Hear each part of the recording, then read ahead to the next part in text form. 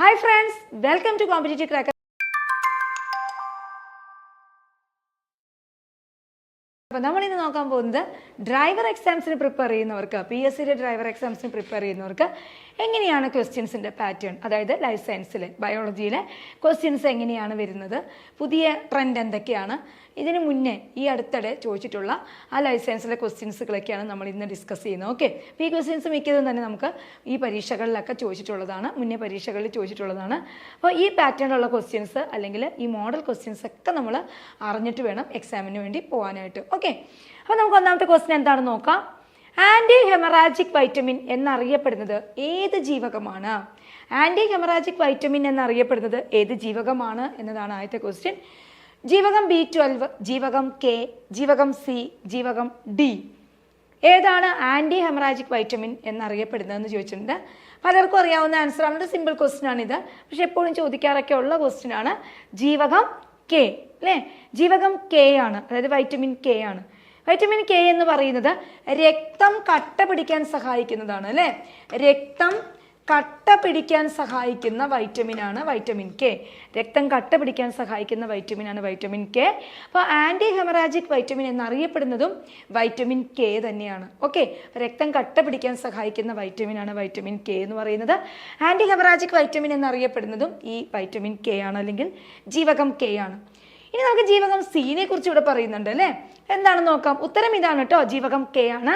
ഇനി ജീവകം C എന്ന് പറയുന്നത് നമുക്ക് എല്ലാവർക്കും അറിയാവുന്നതാണ്. അസ്കോർബിക് ആസിഡ് എന്നാണ് അതിൻ്റെ രാസനാമം. മാത്രമല്ല അതിൻ്റെ അപര്യാപ്ത രോഗം എന്ന് പറയുന്ന സ്കർവിയാണ്. ഇനി ജീവകം C നമുക്ക് അതിൻ്റെ ഒത്തിരി ക്വസ്റ്റ്യൻസ് നമ്മൾ പഠിച്ചിട്ടുള്ളതാണ്. മുറിവ് ഉണങ്ങാൻ സഹായിക്കുന്നു, അതുപോലെ രോഗപ്രതിരോധ ശേഷി നൽകുന്നത് ഒക്കെ ജീവകം C എന്ന് ആണ്. ഇനി അതുകൂടാതെ ചൂടാക്കിയാൽ നഷ്ടപ്പെടുന്ന വൈറ്റമിൻ ഏതാണെന്ന് ചോദിച്ചാലും ജീവകം C ആണ്. അതുപോലെ തന്നെ ഈ സിട്രസ് ആയിട്ടുള്ള ഫ്രൂട്ട്സിലൊക്കെ, അതായത് നമ്മുടെ പുളിരസമുള്ള പഴങ്ങളിലൊക്കെ ഉള്ളത് ജീവകം C ആണ് അല്ലേ. അപ്പോൾ ജീവകം C എന്ന് പറയുന്ന അസ്കോർബിക് ആസിഡ് ആണ്. ഇനി അത് അപര്യാപ്ത രോഗം എന്ന് പറയുന്നത് സ്കർവിയാണ്. അതുപോലെ തന്നെ സിട്രസ് ഫ്രൂട്ട്സിലൊക്കെ ധാരാളം കാണപ്പെടുന്ന ജീവകം C ആണ്. ഇനി ജീവകം C എന്ന് പറയുന്നത് മുറിവുണങ്ങാൻ സഹായിക്കുന്നു, രോഗപ്രതിരോധ ശേഷി നൽകുന്നു. ഇതെല്ലാം ജീവകം Cയുടെ പ്രത്യേകതകളൊക്കെയാണ്, നമ്മൾ പഠിച്ചിട്ടുള്ളതാണ്. നമ്മൾ എന്നാലും ഒന്ന് ഡിസ്കസ് ചെയ്ത് പോവാണ്. അടുത്തത് ജീവകം D. ജീവകം D എന്ന് പറയുന്നത് നമുക്കറിയാം, പല്ലിൻ്റെയും എല്ലിൻ്റെയും വളർച്ചയ്ക്ക് ആവശ്യമായതാണ് ജീവകം D അല്ലേ. എല്ലിൻ്റെയും പല്ലിൻ്റെയും ഒക്കെ വളർച്ചയ്ക്ക് ആവശ്യമായിട്ടുള്ളതാണ് ജീവകം D. രക്തത്തിലെ കാൽസ്യത്തിൻ്റെ ആഗീരണത്തിന് സഹായിക്കുന്ന വൈറ്റമിൻ ജീവകം D ആണ് കേട്ടോ. രക്തത്തിലെ കാൽസ്യത്തിൻ്റെ ആഗീരണവുമായിട്ട് ബന്ധപ്പെട്ട് കാൽസ്യം ആഗീരണം ചെയ്യാൻ സഹായിക്കുന്ന വൈറ്റമിൻ ഏതാണ്? അത് ജീവകം D ആണ് കേട്ടോ, ജീവകം D ആണ്. സൂര്യപ്രകാശത്തിൽ നിന്ന് കിട്ടുന്നത് അല്ലേ, അതിൻ്റെ ഉറവിടം സൂര്യപ്രകാശത്തിൽ നിന്നും കൂടി നമുക്ക് അതിൻ്റെ സഹായത്തോടെ നിർമ്മിക്കുന്ന ഒരു വൈറ്റമിനാണ് ജീവകം D എന്ന് പറയുന്നത്. അതുകൊണ്ട് തന്നെ സൺഷൈൻ വൈറ്റമിൻ എന്നറിയപ്പെടുന്നതും വൈറ്റമിൻ D ആണ്. സൺഷൈൻ വൈറ്റമിൻ എന്നറിയപ്പെടുന്നത് വൈറ്റമിൻ D ആണ്. സൂര്യപ്രകാശത്തിൻ്റെ ഒരു സഹായം കൂടി വേണം വൈറ്റമിൻ Dയുടെ ഒരു നമ്മുടെ ബോഡിയിൽ ഉണ്ടാകുന്നതിന്. അപ്പോൾ അതുകൊണ്ട് തന്നെ സൺഷൈൻ വൈറ്റമിൻ എന്നറിയപ്പെടുന്നതും വൈറ്റമിൻ D ആണ്. കാൽസ്യത്തിൻ്റെ ആഗീരണവുമായി ബന്ധപ്പെട്ടതാണ്. എല്ലുകളുടെയും പല്ലുകളുടെയൊക്കെ വളർച്ചയ്ക്ക് അത്യാവശ്യമായിട്ടുള്ളതാണ് ജീവകം D. അപ്പോൾ അതൊക്കെയാണ് ജീവകം Dനെ കുറിച്ച്. ജീവകം D ഒക്കെ എപ്പോഴും പരീക്ഷ പോയിന്റ് ഓഫ് വ്യൂവിൽ ഇമ്പോർട്ടൻ്റ് ആയിട്ടുള്ള ക്വസ്റ്റ്യൻ ആണ് കേട്ടോ. അടുത്തത് നമ്മൾ പറയാത്ത ജീവകം B12 ആണ് അല്ലേ. അടുത്തത് നമ്മൾ പറയാൻ പോകുന്നത് ജീവകം B12നെ കുറിച്ചിട്ടാണ്. ജീവകം B12 എന്ന് പറഞ്ഞാൽ സൈനോകൊബാലമീൻ അല്ലേ, സൈനോകൊബാലമീൻ എന്നാണ് ജീവകം B12ൻ്റെ രാസനാമം.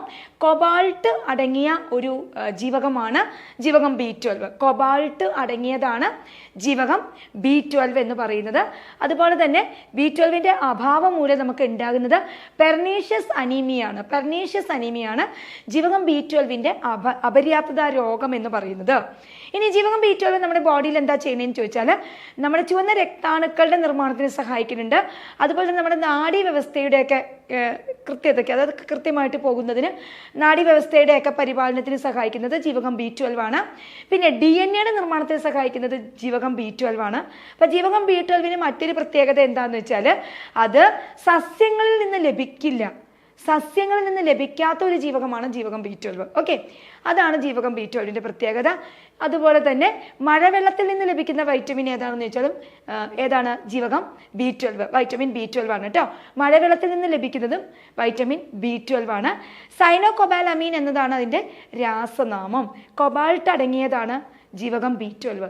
അതിൻ്റെ അപര്യാപ്ത രോഗം എന്ന് പറയുന്നത് പെർനീഷ്യസ് അനീമിയാണ്. അപ്പോൾ നമ്മൾ ഒത്തിരി പോയിന്റ്സ് ഇതുമൊക്കെ ആയിട്ട് ബന്ധപ്പെട്ട് പഠിച്ചു.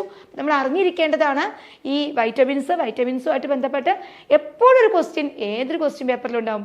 ലൈഫ് സയൻസ് ഉണ്ടെങ്കിൽ വൈറ്റമിനിൽ ഒരു ക്വസ്റ്റ്യൻ ഉണ്ടായിരിക്കും കേട്ടോ ക്വസ്റ്റ്യൻ പേപ്പറിൽ. അപ്പോൾ തീർച്ചയായിട്ടും വൈറ്റമിൻസ് നമ്മൾ പഠിക്കണം. അപ്പോൾ ഇതിൻ്റെ ആൻസർ ആൻറ്റി ഹെമറാജിക് വൈറ്റമിൻ എന്നറിയപ്പെടുന്നത് ജീവകം K ആണ്, വൈറ്റമിൻ K ആണ് കേട്ടോ. ഓക്കെ, അടുത്തത് anti stress vitamin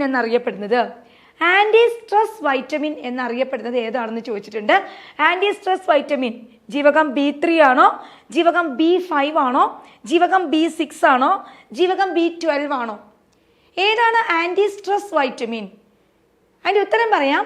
anti stress vitamin എന്നറിയപ്പെടുന്നത് ജീവകം B5 ആണ് കേട്ടോ.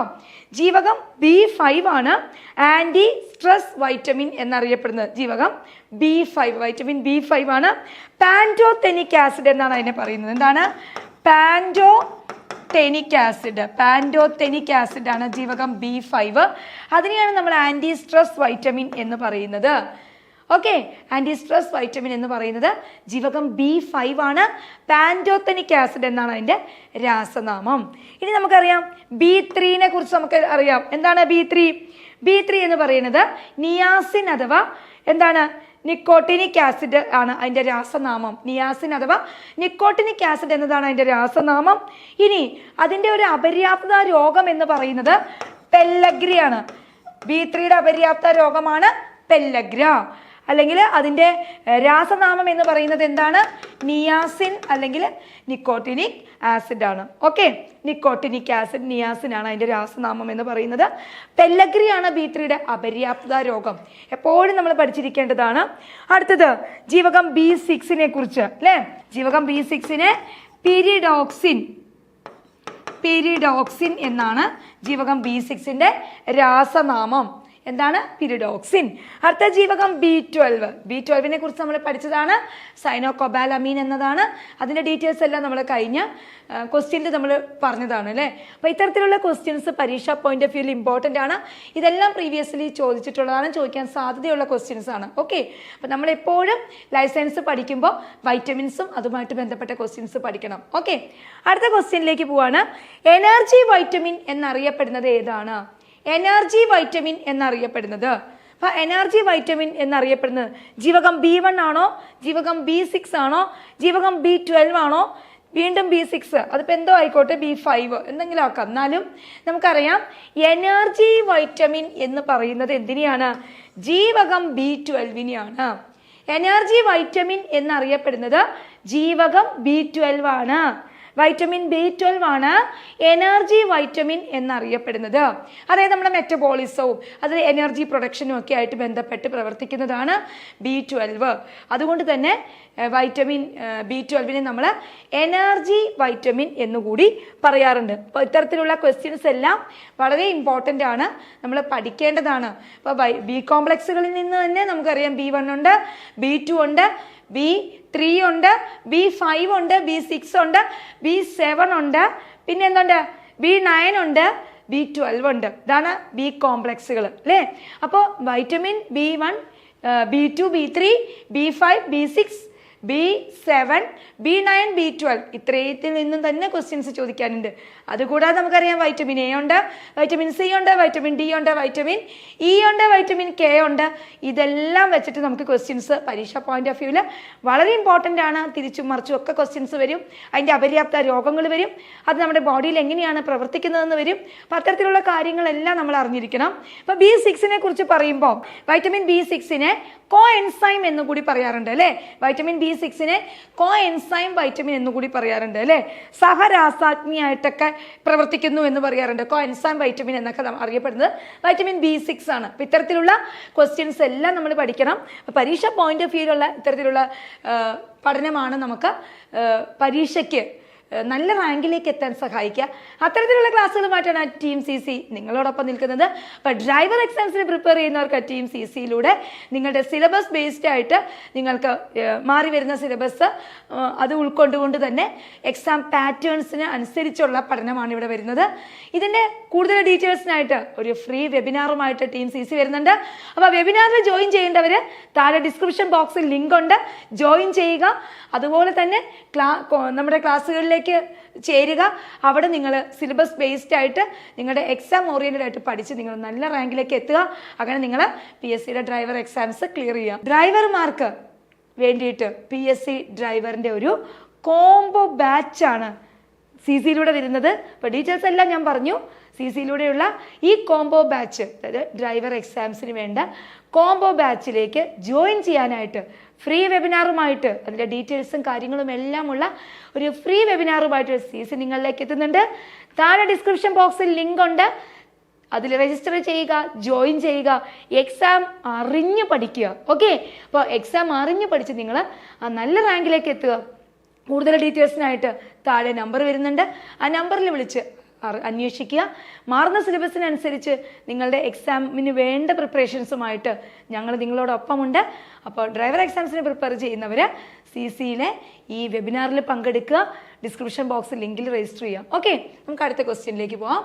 മനുഷ്യരിൽ ജീവിതശൈലി രോഗങ്ങളുടെ ശരിയായ കാരണം തിരഞ്ഞെടുക്കുക.